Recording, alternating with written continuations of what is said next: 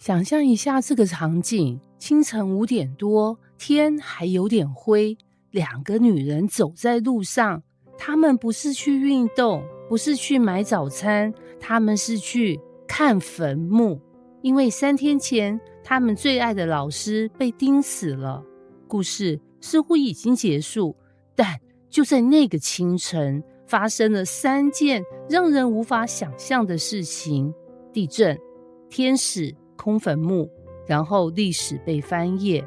今天我们来到马太福音28章1到10节，这不是普通的早晨，这是人类历史最重要的一个早晨。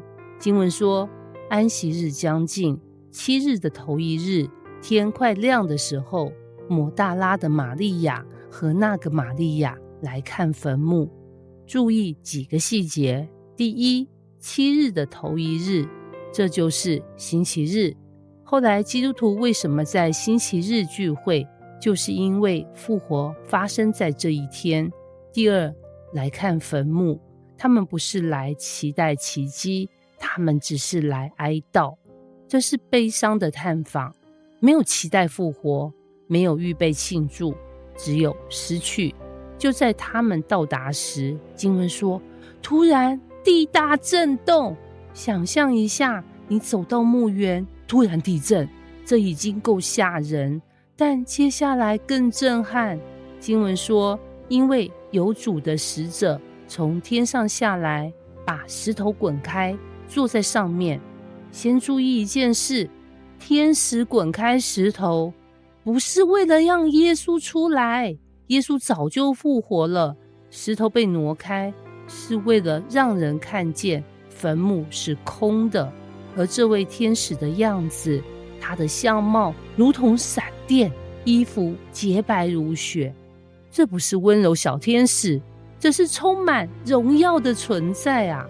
然后经文出现一个很有画面的细节。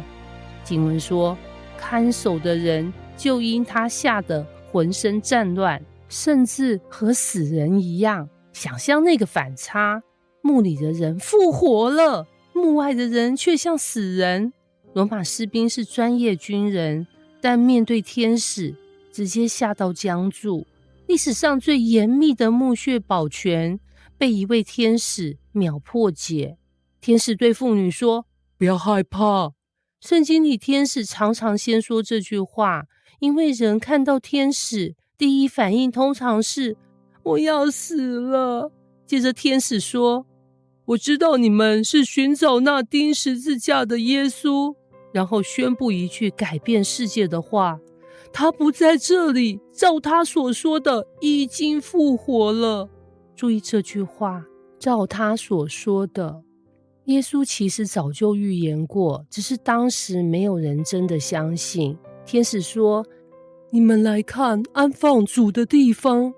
这很重要，基督信仰不是说你们不要问问题，只要相信。天使说，来看。空坟墓是可以被检视的，信仰不是盲信，是建立在事件上的信心。天使接着给他们任务，快去告诉他的门徒。他们成为第一批复活见证人。在古代文化里，妇女的法律见证价值不高，如果有人想编造故事，不会选妇女做第一见证人。但福音书就是这样记录，因为作者不是在编故事，他们只是记录真实发生的事。经文说，他们就急忙离开坟墓，又害怕又大大的欢喜。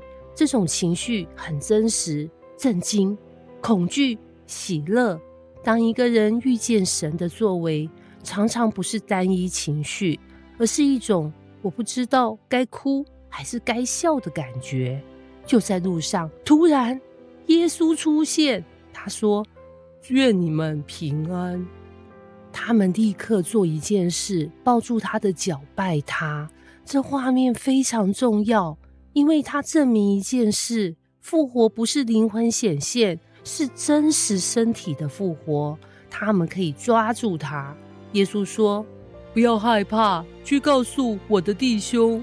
注意他怎么称呼门徒，不是那些逃跑的人，不是那些失败的人。他说我的弟兄。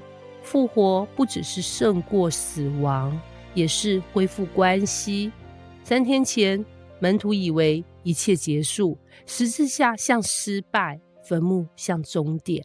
但现在故事完全反转，死亡不是结局，坟墓不是终点，石头不是封印，复活把绝望变成希望。很多人觉得基督教只是宗教哲学，但基督信仰的核心其实是一个历史宣告：耶稣复活了。如果复活是真的，那意味着死亡不是最后一句话，黑暗不是最后一页，神真的介入历史。那个清晨，2个女人只是去看坟墓，她们没想到自己会见证历史最大奇迹，石头被滚开，天使宣告坟墓是空的，而那位被钉十字架的王在路上对他们说：愿你们平安。从那一天开始，世界再也不一样，因为死亡输了。